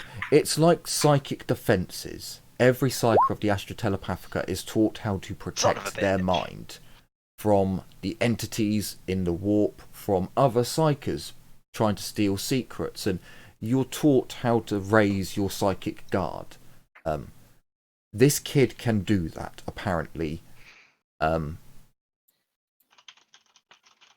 But you both failed, so... It's- Can we try and talk the kid through lowering his psychic defenses just enough? You know what? I'm Actually- gonna use a fate point, because for fuck's sake, I have to pass at least one of these tests. To be honest, if you don't pass it, I'll fate. Yeah, Son I'm of a gonna, bitch! I'm gonna fate as well. Come on. No. Oh. Fuck yeah. you No, all. you made it. Do you know what? This is Oh no, we have still got, because I just remembered the last fantasy episode. It was a Liliana and a Mordecai moment as well. Other characters, but and this is now. Well, we've Yeah. got one more in the group. We've got Jenny. So come along, Jenny. The child is clearly telling the truth. No idea what you're on about. Especially where everyone's looking at him now. I don't know what you mean by it. Show me, I suppose. Is he asking us to show him? Yes, his voice out of the psychic group would have said, like, show me. If I've got a power up, then how do I... Because again, for you guys, this is a passive power. You've been trained to do this just in your sleep. It is always up. You actually have to actively lower it to let psychic messages in, for example. I just say to him, No, you can because you're in mind speech now, which is not how the Yeah. Telepathica does it. You can basically lower your defenses in your mind. Not all of them. I'm not saying you go like how they are, but you can show him, look, this is how you raise a defense. This is how you lower it.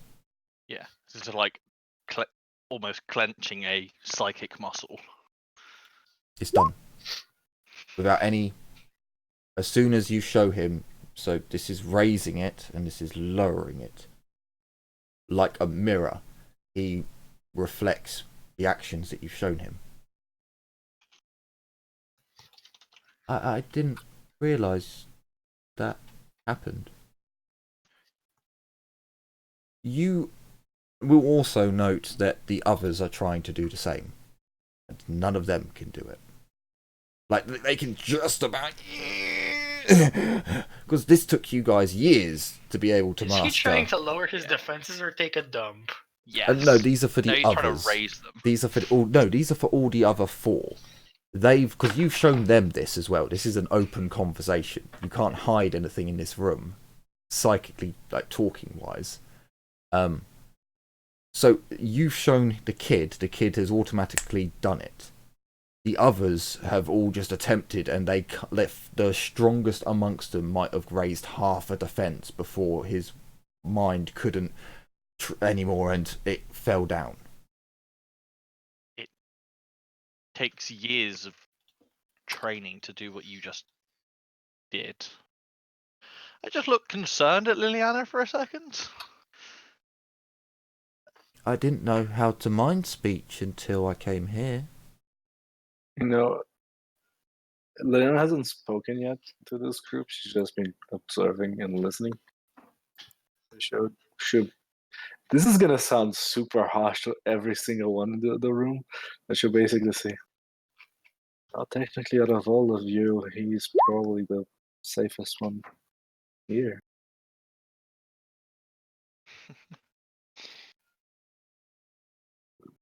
Can you? When we did the senescence, could we tell how powerful he was or no? He I think is in this room. He is a psi rating 3. Outside of this room, he is a psi rating 2. Dick. In world, he is at just the level where if he went into the black ships, he wouldn't be killed. He wouldn't be necessarily sent to the flame. This is probably someone who would be a candidate for being tested to see if they could be put to use somewhere else. He's in that...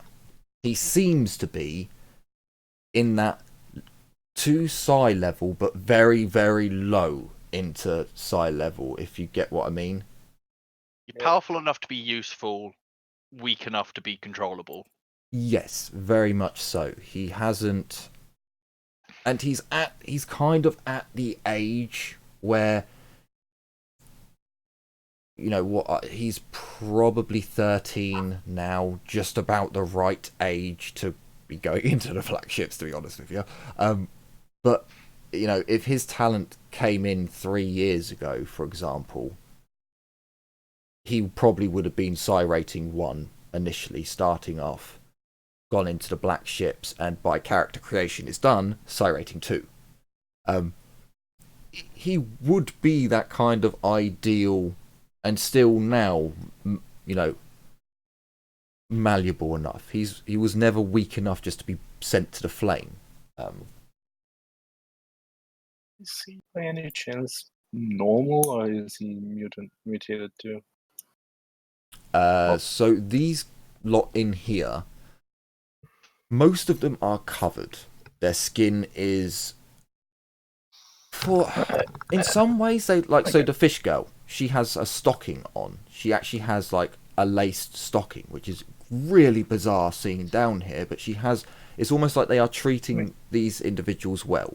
He's fully clothed in normal kids' clothing. No alterations to the body, no nothing. His hands look perfectly normal. His feet, well, in, you know, very warm socks, look perfectly normal as far as you can gather. Face, perfectly normal. He does squint a bit at the light in here. Okay. But for an underhiver, which he most clearly is, that wouldn't necessarily be surprising. You guys are probably squinting a lot in here. Well, we've got the best quality contacts in, so maybe Good a point. little. Maybe not. Yeah. Because it's like the thing where you're wearing really good sunglasses. You'll still squint in the sun a little bit, but To be fair, your eyes must feel dry as a... They are dry. They are yeah. lovely. Because it's been... Like, you guys haven't slept since you started your journey down here, as far as I'm aware. So it's Some been of a us good... did sleep very well before. Exactly. It's been a good 14 hours, kind of a slog, plus some extra. It's been a while since you've had to push yourself, so, you know, I'm giving you that you're all right. But yeah, you're probably going to have to stay here tonight, to be honest. But yeah, from your Sinuscience, he looks like that kind of perfect candidate. He doesn't look mutated that you can see. Or nothing that you can see that would take him over the human standard. Because there's a chart for all of this stuff. Like rattlings and ogrins and all of that Yeah. fun things. Again, technically the tentacle dude, with enough surgery, as long as his DNA isn't corrupted, could be classed as perfectly human. I mean, just love that arm off. Yeah, Put a different hand there, and he's good as new. you're fine. Well, I kind of relay some of that at least. Just like would be the perfect candidate for the black ships. Not that I would particularly wish that on anyone.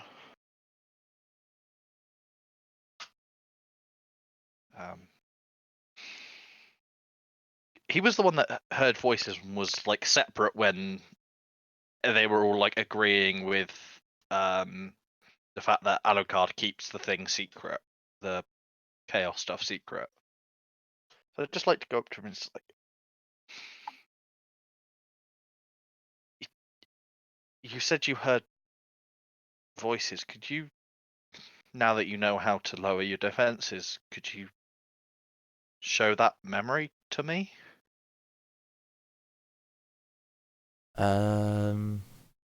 Well, I suppose, he lowers the memory, he lowers his mental defenses, and collectively shows the memory again. The others did mention before this that he had shown the memory. The last memory they had of the temptations, the voices, was from him. So sorry. before today, yeah, you see the memory. So it seems to be about the point where he has awakened to the warp. Liliana, are you collectively? Well, yeah, you. This is a collective thought vision, I suppose. This is a collect call, so I think, yeah. So yeah, you would all kind of get this mind imagery of, from his perspective, which is kind of weird, reliving the memory. So this is very similar for both of you, because as far as I'm aware, both of you awakened. You were not born psychically active as a baby. So you were both, all three of you were latent psychers who awoken in pubescence, teenage years or above. Technically, I was a kid when I awakened. Yeah, so Yes. yeah, teenager, pubescent, kind of, yeah. I mean, I was a bit older, but There you go. And that's where I say, a bit above. yeah. I knew I was around. It's almost as if we went. It's almost as if we went through a psychic awakening. I didn't think that any of you were really old when it happened, because I couldn't quite remember from your backstories. But very much the same, like, you two would really like this kind of, the feeling around it would be very familiar. Well, somewhat familiar. It only happened once after all. Just this quietness of just, and again, from his perspective, he's in utter darkness. He's in utter darkness as he looks around. Like, you might just see some glowing fungus in the distance that's giving off just a faint light, and his hands are just scrabbling round on the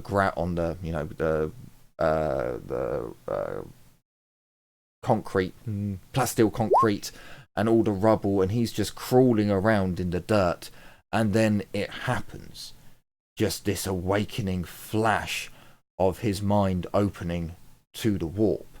The voices and the temptations and all the background stuff that you were taught to block out floods him. And much like when it hit you, it's flooded and it overwhelms you almost.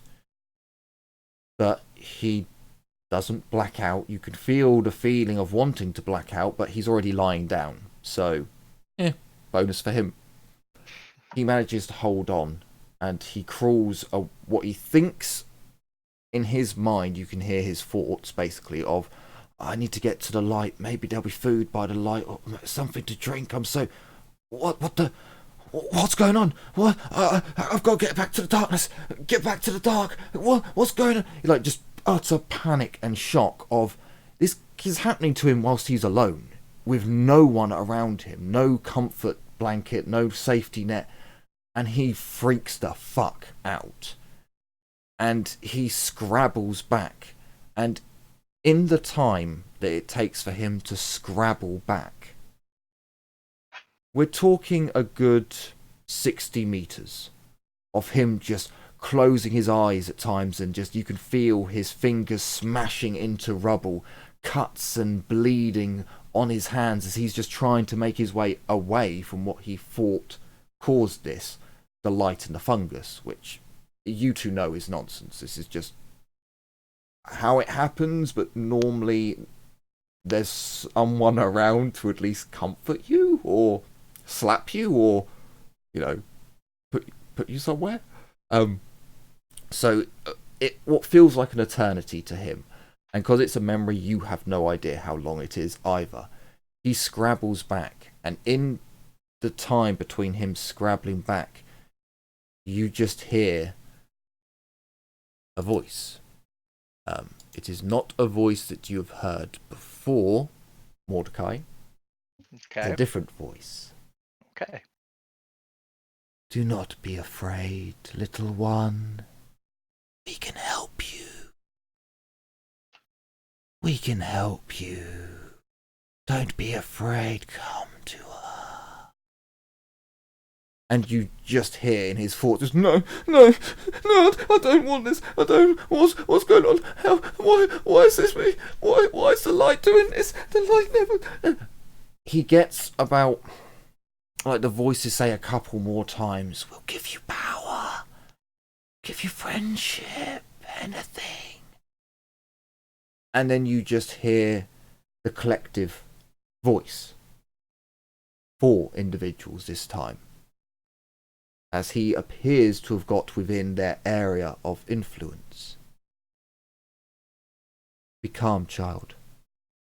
Help comes. You'll be safe with us. Do not move. Just stay where you are and listen to us. We are like you. You are not alone. And essentially, that's the memory as it fades. It goes on for a bit longer of just conversation between the collective and this child. But it's just reassuring words. Just don't panic. Just listen to our voice. We have somewhere quiet. We're in a pond of silence, and explaining where they are. And you can get from it that it calms him down enough for his innate willpower to kick in and banish off most of the minor voices. A Telepathy demon doesn't just pop out of the warp every time a site is born. It takes a bit of time. Fortunately, the Wild Wardens seem to get there, and get him back to the pond. and that's the memory.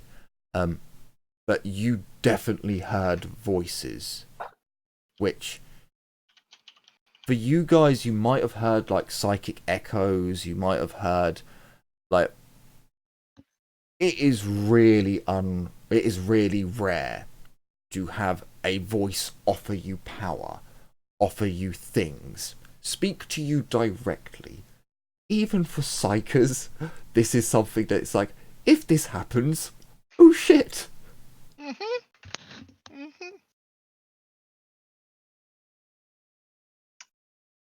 So that definitely freaks Liliana out, because it's the first time she's heard a voice directly speaking to someone, which her would be like, oh no. I do think it's super fucked up, but I don't know if it would freak me out as much, because I don't know how much I have dealt with this. Nothing. Like, this would... But- you would have been told about these things. Never be tempted by the warp. Never be drawn to power offered by voices. You know, you would be told this. This is very, very bad. So it would that you've literally lived through a memory, because you never would have heard, or at least it's not in your backstory, a demon from the warp offering you power. So hearing True. a demon's voice from that kid's, not just from his perspective, it would send chills running down your spine, because it's not as nice as my voice. It's hard to explain. Just their vocal cords would make any psycho just go rigid. Just, what? You've trodden on my grave and now you're pissing on it. What the fuck was that? Kind of a feeling, you know? It's not freaking. It's not freaking out like going. It just like, holy fuck, this is. Oh no, yeah. Liliana would definitely get that chill that runs way down to your crack and stuff like that. But so yeah, that okay. And for Jenny, roll me a willpower check.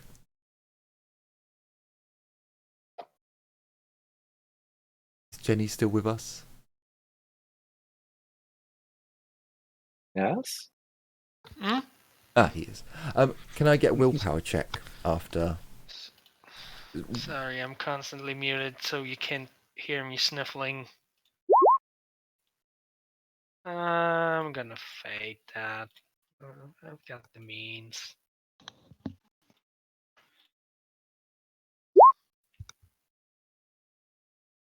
Better. Okay, no. This will. You have the. You know that you're in. This is truly one of the weirdest experiences of your entire life. You have lived through someone else's memories visually. Actually, if resistance fear applies here, I have that. I don't know Okay, if it no, would apply. that would. I would probably have given you a bonus for it. It's not fear, it's the brain's ability to comprehend, because you're not psychically gifted. So this is a psychic event that you've been drawn into because you're in this room. Same with Alucard. He's not psychically active, but bloody phone. No. I will actually have to take this. Please have some chats between you for one moment. This would be super freaky, because think about it. We're hearing voices in our heads, and then we see a voice, not a voice, we see a vision of someone else's eyes in his past, and he's hearing a voice in his head. So this is super Inception. Inception. So we're three layers deep, man. This kid is definitely tainted, isn't he? No, I wouldn't say that. I would say he's probably the one here that is most likely to survive. Because the other ones are, how do I say this? They're peaceful, but they're unprepared. The kid has seen some shit, and he's still alive and kicking, and he has put up the defenses. So that is what worries me, though, is the fact that he put up defenses without even knowing, and they actually talked to him. I mean, He seems to have some natural defenses. Like I'm he gonna, was. I'm gonna be honest. This is a kid we should probably take to a black ship. Yeah, I was gonna say we need to take this kid to a black ship very soon. Like 'Cause- maybe once we kill the cultists down here. because Liliana doesn't really like the black ships, but she completely understand why they exist. Yeah, same.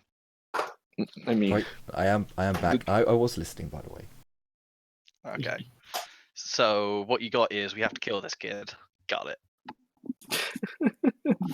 Pretty much. I didn't say that. Liliana isn't Irelia. Irelia would probably have killed each and every single one of these psychers and been like, okay, my job is done. Jazz, how are you holding up in this? For time, I'm okay-ish. Okay, then we'll try and get out of the psychic dome. That's again just a look at Liliana of you've been through more than most have. This is a safe place, yes, but Liliana has only spoken once in this entire time. I don't know if they can hear what I'm thinking precisely, but if you do say this place is kind of safe, Liliana is definitely not going to agree with that. I'm trying to comfort a kid. Why is this place not safe? We are cut off from everything, but not. You can see for yourself. And you do understand what they mean, because you're psychically, there's no temptations here, there's no... The thing that they won't understand from your, this place isn't safe, is if you think it's not safe from being attacked from the outside, kind of safe. They think that it is safe because they haven't been attacked. They have to help people, but they don't actually have to go out and kill people. They get fed every day. For Underhive's mutants, they live a bloody good life down here, which is kind of funny considering all the tyranny that's going on upstairs. Yeah. What Liliana is thinking is, this place is not safe because at any point if the balance is disturbed, all of these people who don't have defenses, they all can, go big and weird. Yeah. So this is difficult because it's like this place is safe by basically a thin sheet of glass that can break at any second. See, it's not quite that. So think of it as reinforced glass. It can break. It is possible for it to break. But as far as what you've been able to determine with using... Because you haven't used any psychic powers in here, except from this group chat. You don't know how, what the effect is. In game, there is an effect that lessens it massively. I don't actually think you can explode in this domed area. I don't think you can actually explode. Because bad things can happen. Well, no. So, for example, there's a 1% chance of you going... If you get a doubles, there's a 1% chance of you going on to rolling the phenomena or perils chart. Once you roll, if you go into perils, the room actively stops it. It actively says, no, you don't. And cuts it off. So you technically cannot... If the group were to say, go all kill frenzy, and yes, we're going to use this to create massive fire vortexes, which, out of character, could be done, then there's a chance of overloading the machine, and too powerful psychers, too powerful of a psyker could overload the machine. Again, out of character, you don't know that. But this area looks like it's meant for more people. If from you guys spending time in here looking around, it looks like this area was meant for a lot more psychers to do one big event, one really big thing, and then to fuck off. Here's the thing. At least it's precisely that point. Liliana doesn't really know much about the machine. She's not, tech savvy at all. She just knows that this place is peaceful, but at least to her, this place feels like at any moment if the balance is broken, someone is able to get in. The cultist is able to get in. Shit may hit the fan super fast. Oh, Yeah. You are probably the most vulnerable place about this. Being in it and spending some time, the most vulnerable thing is the actual defenders. They lost a lot of defenders in the last attack because someone wasn't around to bulk up their forces. Two groups, actually, that weren't around to bulk up their forces. One of those events you couldn't have helped, but the other one you could have. So they lost a lot of people. So that would be their biggest problem now. If they get attacked again by a massive wave, they could easily fold. But from a psychic perspective, this is probably the safest place in the galaxy. But no one knows that. But you would at least get that. You'd at least get that feeling that, even in mind speech, trying to push your voice a bit or trying to power it, you get the feeling that psychically, at least, this place seems fairly safe.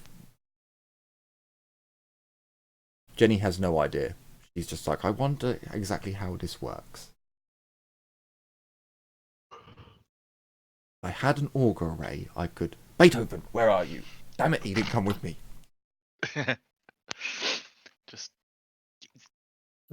see, we need to get him to a black ship. Is safest for him and well, safest for everyone really. And he can help more people like you have helped him.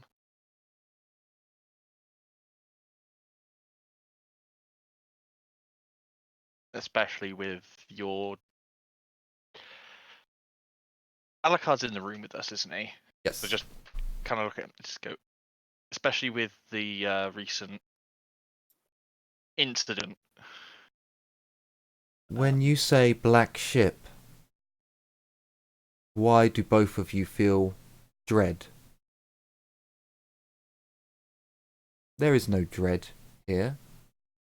Yet you want to send the youngest of ours to a place that... No, just this psychic conversation, having black ship, would the surface thought there would be some dread, discomfort, horrible place, not to go there. That's not what I mean. What I mean is, as soon as the word black ship was mentioned, I think Liliana would instinctively put up as much of mental defenses as possible. So they could probably go like, she doesn't like that, but for some reason. But I wouldn't say I would convey dread. Yeah. Yeah, it's weird, but yeah.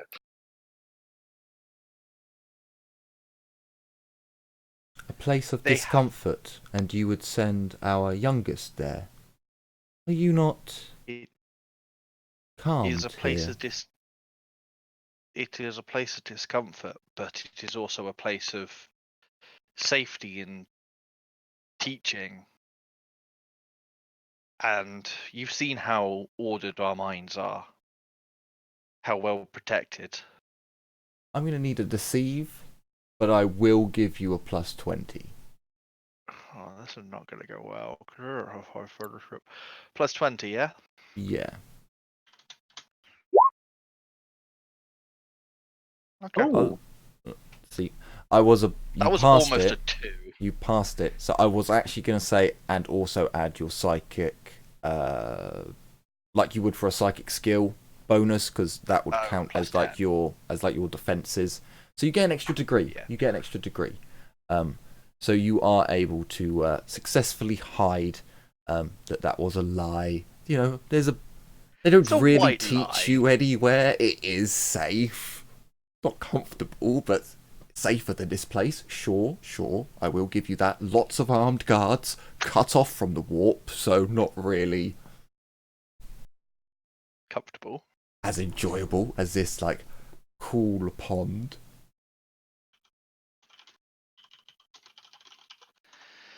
We will think upon this, but you will not take him now. He is with us. He is safe here. And we will not let you just take him.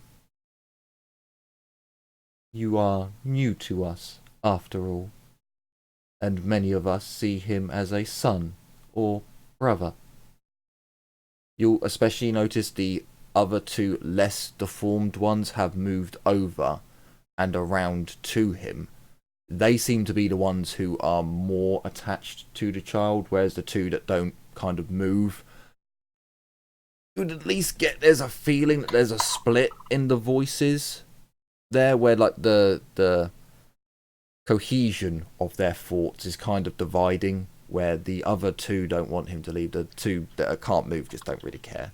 They're like, meh, we were fine without him. We don't want him to go, but if you're going to force it, then no, you don't. They see you take out a low stick. That thing is, you just hear this. Do not do that, and you'll see Alucard by now is like tapping his foot.